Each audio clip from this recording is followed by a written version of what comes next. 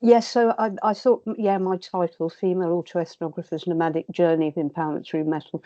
I just thought a good subtitle, A Story of Early Metal Woman, which kind of sounds like an archaeological history of Neanderthal woman, but sometimes I feel a little bit like that. Someone from a bygone era of metal, irrelevant today, but the past is often judged by today's standards. And I hope, and actually I've had comments at previous conferences about that. But I hope to shed new light on the first generation of metalers in Britain, okay, in Britain, with my autoethnography on empowerment through metal, in particular the difficulties facing girls and women both in the post-World War II British era of the 70s and 80s and in metal. You might say that metal's changed, shouldn't you be focusing on the present and future? Of course, but there are, as far as I know, no stories from women in my position in metal in its formative decades. I'm not sure how old Doro is, so I might be wrong there.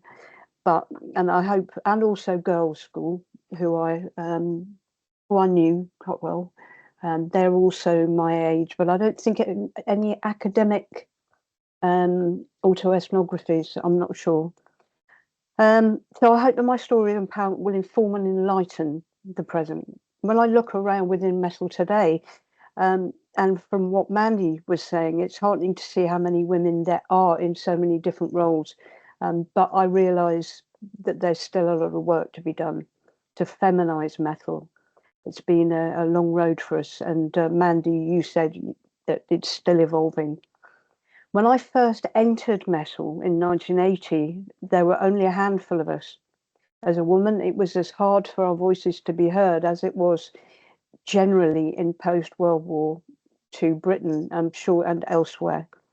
But I found a way by accident. I travelled on a nomadic journey in multiple roles between 1980 and with a few stops, starts and diversions, the present. I've been a fan, journalist, PR, manager, student, of course, and now I'm a musician, which is quite amazing because I'm not saying that I ever tried to get away from metal, but I was kind of more into rock, but it draws me back, draws me back in. First, however, I'm going to talk about the first generation of metal use in general. If I can find the button, there we go. Right. Now, the post-World War II period was a time of great upheaval and uncertainty. Now, when Dina Weinstein in 1980, she made quite an inflammatory statement that there would have been no heavy metal music if there'd been no incipient subculture ready to guide and embrace it. That's quite a sweeping statement to say. She was clearly courting a backlash. But if she'd rephrased this as an incipient culture waiting for metal in some kind of symbiotic relationship, this would have been closer to the truth. So, as I say, the post-World War period was a time of, real change and confusion for both parents and us. And even as late as the 1970s, when I was a teenager, metal was still called hard rock. Patriarchal structuralism was still a fierce adversary of freedom of expression. I mean, that's continued, kind of continues, that the effects of that continue today. We were expected to follow our parents' preordained routes into marriage and career. I know, Mandy, you were saying one of your case studies, one of your subjects said that her mother expected her to follow conservative routes. And of course, I hadn't really thought about the present and that conservative. Of course, it's still continuing, but I guess it was more evident that everything up until the war had been going in one direction. after the war literally exploded. Well, the nuclear family, everything. But after the war, you know, people at my parents' age still had these patriarchal, rigid, structured ideas. It's not their faults, it's just the way it was. So obviously some of us really didn't want to do that. We felt we had much more to offer, but we also needed more, so we rebelled, as we do. But obviously our feelings of liberation had no home. Where were we going to go to express our feelings we didn't understand and focus our discontent and confusion on? For the time being, all we could do was stick together and get into all sorts of trouble, if you think about it, without going into details. Let me make it clear that for those of us struggling with identity in these sociologically stifling times, there were no support networks. Absolutely none. You know, there were no counsellors, let alone psychiatrists, psychologists. I guess people who say even people with learning difficulties were just put into mental institutes. I think it was either that or you're either normal or you're not. There's no middle ground. And I don't know when support networks first came in, but I think even in the 90s. So no means of catharsis, nowhere to lay our woes or frustrations. If you were suffering from trauma in those early days, say the 70s, for example, you were expected to just get on with it and get over it. Our problems were simply brushed under the carpet, taboo for the sake of polite society. You just didn't talk about it. I'm not going to go into too much detail, but things that can affect you throughout life. This was a troubling time for our parents too. I mentioned that before. Many who survived the war returned to Britain they no longer recognised. And they were suffering from what we now know is PTSD. Again, no treatment available. And this affected the nuclear family. This affected the families, you know, my generation and the next generation and the next generation. Just as metal's past affects its present and its future. I just remembered something. I remember my mum walking into my bedroom, refusing to clean it because I had a massive KISS poster on the wall. And she just said, I'm not going to tidy your room with that horrible thing up there. But they did just let me get on with it. They weren't, they didn't really stifle me. So I'm going to go to the next slide. So there was a huge generation gap between parents and youth. We were all floundering, and we were floundering in this patriarchal society. That's my mum and dad. That's 1952, but you can see the difference. And that was this photo was taken outside the Marquee in Wardour Street, I think. This guy here, actually, I've just joined his metal band. It's really weird. It's just everything goes full circle. So yeah, we needed something. When rock and metal drifted into our spheres, our community of disenfranchised youth, we found that home. We shared evenings listening to vinyl, smoking, etc., excited whenever a new album was released, let alone a concert to go to. Very rare, but really rare. It'd be an almost sacred ritual to gather together, do whatever we do, get comfortable and slowly lower the needle onto that hissing, crackling but cherished piece of plastic and wait for the music to blast into our ears and piss our parents off. So that was a double thing. This was ours, our world, and we proclaimed it loudly, giving vent to frustrations, jumping about, screaming and shouting in ecstasy. This was what youth had been waiting for, and we were Weinstein's incipient subculture. And of course, we needed metal as much as metal needed us. So, Weinstein's comment about there would be no heavy metal music is a very strange thing to say. It kind of saved our lives. So, yeah, you should have said, clarified it, a symbiotic relationship. So, a community of music in tune. We threw ourselves into metal. In the 1980s, in fact, in 1979, I spent my time in Wardour Street in London, which you probably know about. It was kind of where everything happened.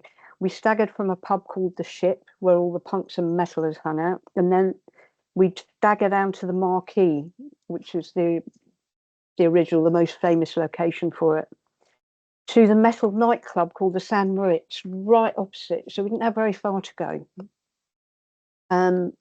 These guys, in the photo, and me are typical of the time. I mean, but I've just I've noticed this photo. I'm wearing kind of hippie gear, so there was a kind of crossover. The rock and the metal thing were co-joined. It was kind of a perception, I guess, of heavier rock. And a lot of bands, I remember, that I interviewed at the time, if you called them metal, they'd no, we're hard rock. So it took quite a long time. So so we were both searching for something. So meanwhile, how did girls cope, both in the patriarchal society and what soon became apparent, this machismo subculture? Well, in my own story, my mum was the long-suffering wife of my traumatised but very disciplined naval officer dad, but she was happy to be one of Germaine Greer's caged canaries. Now, if you remember, she wrote the book, The Female Eunuch. But what this radical feminist opined of women like this in her groundbreaking Female Eunuch was, like Weinstein, lacking in understanding of those unlike herself. She kind of opened this door and said, cut everybody out, but not everybody necessarily wanted to. My mum was quite happy to be to be the little wife. But I of course, I wanted to break free from that structuralist concept of the universal woman, very different to my sister. And at the time, I couldn't understand what I saw as my mum's timidity. Okay. Things have changed since those days. I've realised she was an indomitable woman, the power behind the throne. There's some kind of empowerment in that can be exercised in unexpected places. You can exert power from a different place. You don't have to be in front of the camera. So I was the problem child. I found London, the music scene, by a receptionist job, which led to Sounds magazine, the editor of whom invented the term the new wave British heavy metal in 1980 when I was 21. From there, nothing was planned. Just as there were no support networks in those days, in music, which had only just been taken over by an industry, you just fell into music. There were no popular music courses to teach you industry skills or journalism or anything like that, or or even obviously music itself. You just fell into it. I somehow subconsciously forged a path to empowerment. Looking back, simply sort of following stepping stones that seem to be laid before me. I guess you call it networking, really, now. I started going out with one of Iron Maiden, and throughout the 80s, I was reviewing metal gigs, interviewing bands, having so much fun, feeling empowered. In the 90s, I reached the pinnacle of my career as reviews editor of Metal Hammer. Really exciting. I was empowered both in my career as a woman in this incredibly masculine subculture and as a sexually liberated woman. Or was I being exploited?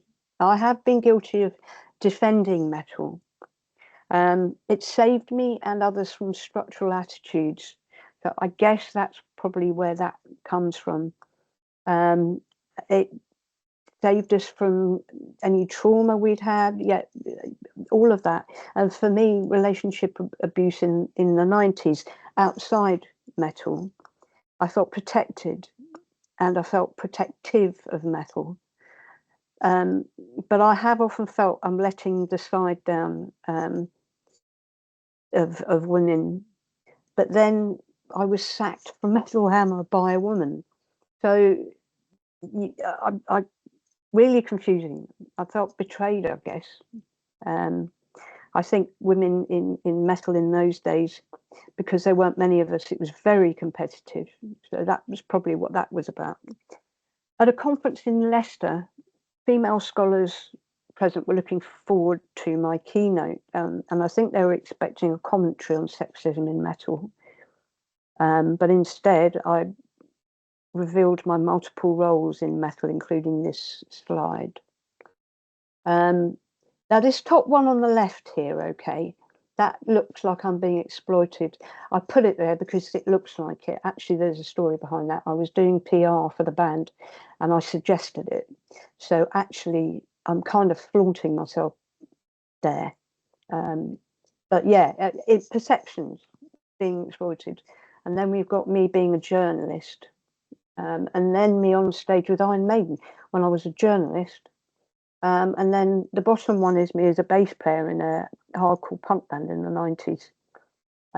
So there's all these different roles. And the point of putting that up is, instead of trying to justify myself, that say the top left picture, to women who expressed disgust at women's treatment in the past, and even my own behaviour, because I wasn't, I was promiscuous. I can't justify myself. All I can do is retreat to my time to paint a picture of how metal was in my day. It's all I can do. Now going into academia, it was a whole different kettle of fish. That the whole idea for doing an autoethnography came from Professor Carl Spracklin, who is fairly big in metal music studies. When I did another keynote in Siegen, 2015, I think. Again, it was me telling my story, and he saw the worth in my story to metal and metal music studies. And actually, think about it, there's another stepping stone right in front of me, which was meeting Carl Spracklin, and jumped onto it. And so here I am in academia, doing a PhD. And going back to the past, it's all come full circle. So, exploited or sexually empowered. Now here we have, you remember, you probably all know Sonia Vasan's quote about the acceptance of, was it exchange theory, the acceptance of sexism in exchange for being a part of the subculture, an unfair rate of exchange, but the best a woman could get. And I just realised there's a mistake there. I've just doubled it up, never mind.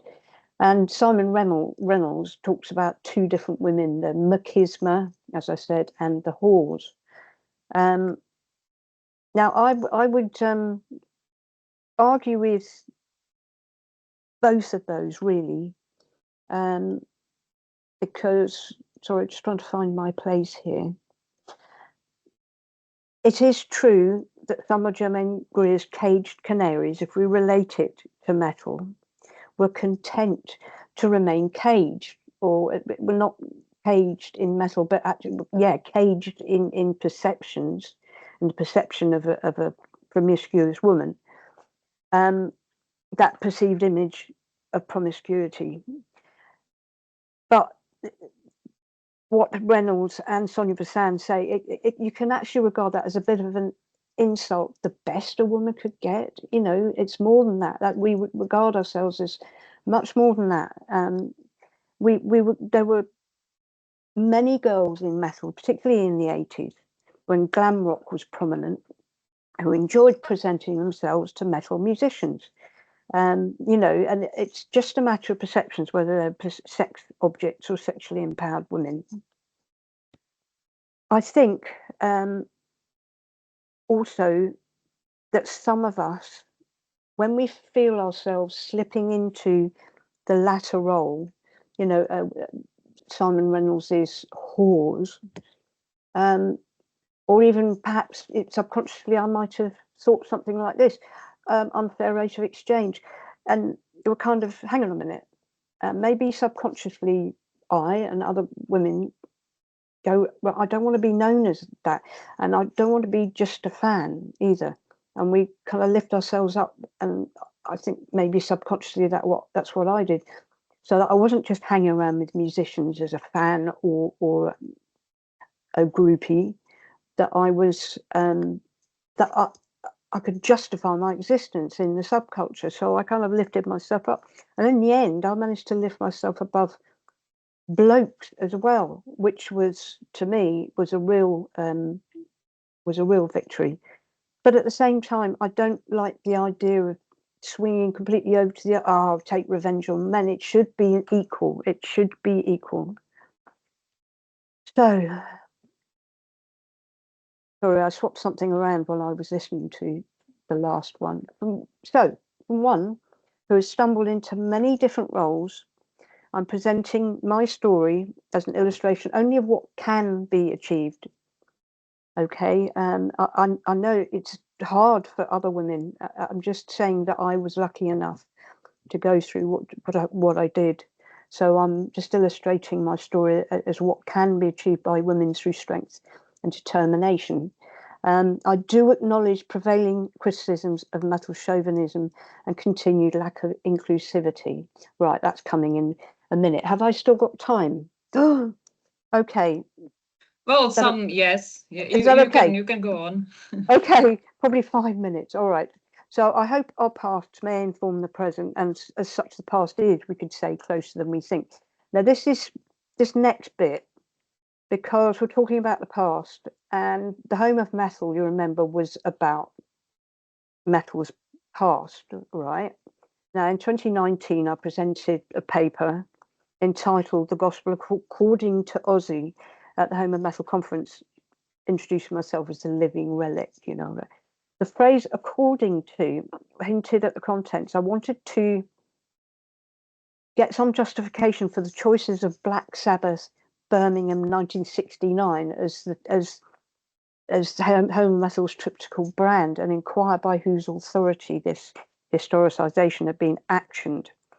This anniversarial brand, 50th anniversary, it was presenting the Home of Metal as a point from which a straight line can be drawn through history, the history of metal.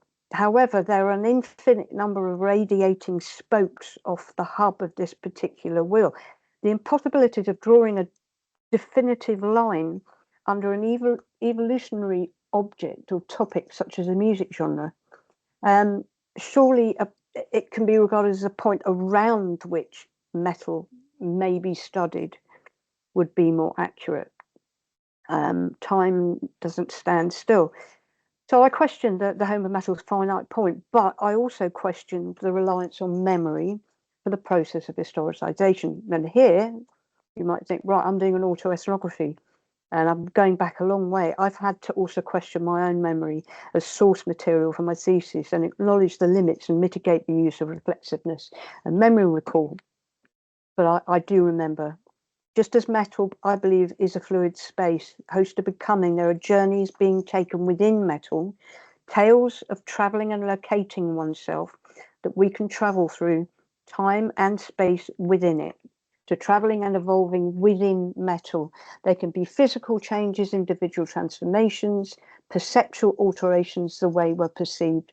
So I suggested at another conference that metal is a fluid space in which we as women, as well as everybody else, can travel nomadically within metal in multiple roles. I believe the possibilities for all of us as women, the most adaptable of the genders, if you think about it, to find empowerment through metal. So let us ancient ones not be brushed aside, as we were in post-World War II Britain and in metal's formative decades.